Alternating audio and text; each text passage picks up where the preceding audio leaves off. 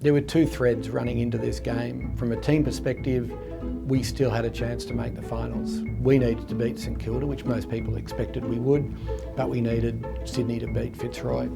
But also, Brian Taylor needed only 2 goals to become the first Collingwood player since Peter McKenna to kick 100 in a season. I'd kicked 10 goals the week before, so I knew I was in reasonable form, but I also knew it was the last game of 1986, and a lot of things had to fit for Collingwood to make the finals.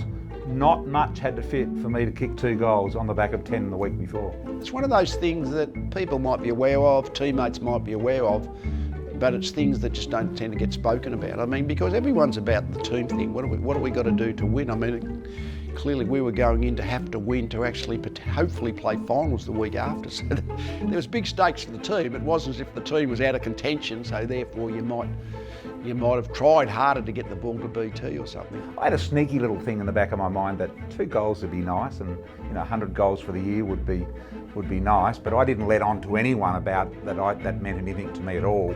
Of course it did, underneath it all. For a lot of Collingwood fans, it was almost like that was as big as making the finals. We wanted to see BT get the ton, and there was almost no question that he would. There was no drama about that. I remember in the first minute of the game, I was playing on my great mate Danny Frawley. Yeah, it's fair to say we didn't rate each other as people when we played on each other. I led out in the first 5 or 6 minutes of the first quarter, took a strong mark, went back and converted the 99th goal. So I'm only 1 goal away, but what I'd done in taking that mark is I'd strained my groin. And I remember at quarter time, it was probably, he was, if not crippled, he was really inhibited. And it was like, that was one of those rare times we thought, well, you can have 15 minutes. See if you can get, he might have already got 1 goal, but he needed 1 more goal for his 100. So you thought, well, give him an extra 15 minutes to see whether we can get that 1 goal. Leigh was not normally a guy that would allow that sort of thing because team is always first before individual. He relented, much to my delight and surprise, and said, okay, I'll give you a couple of minutes, as I was walking back out to my position. And this was the most amazing thing.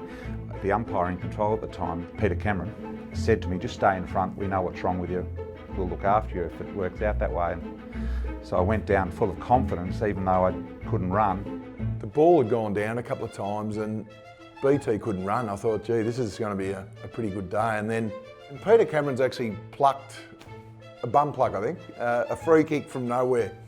As it turned out, I was awarded a very, very dubious free kick. Those people upfield thought something happened downfield, and those people downfield thought something happened upfield.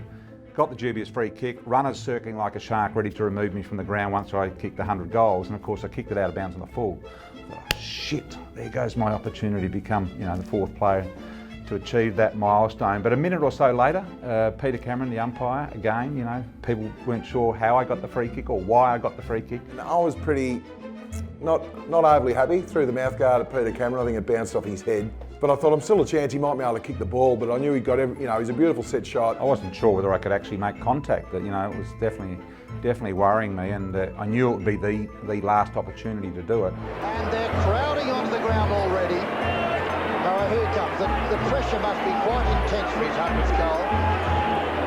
At 24 years of age, Brian Taylor, originally from Mandurah, West Australia, he's done it. And they swarm onto the ground.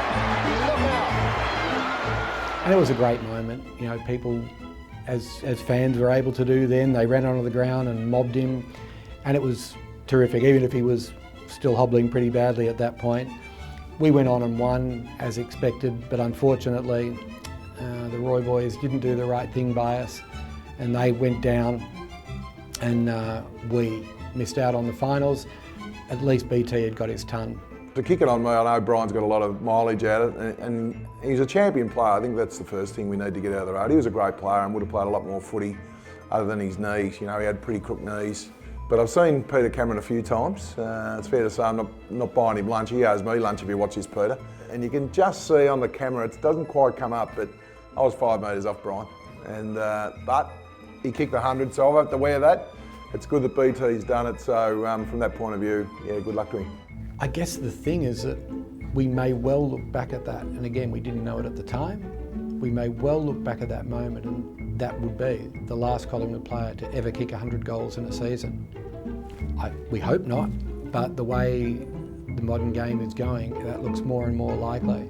So a player on one leg, the beneficiary of a dodgy free kick, and that might have been what brought up Collingwood's last ever 100th goal in the season. Well, I don't know whether there's any St Kilda fans here at all, but there's a scene that I guess is typical of Collingwood.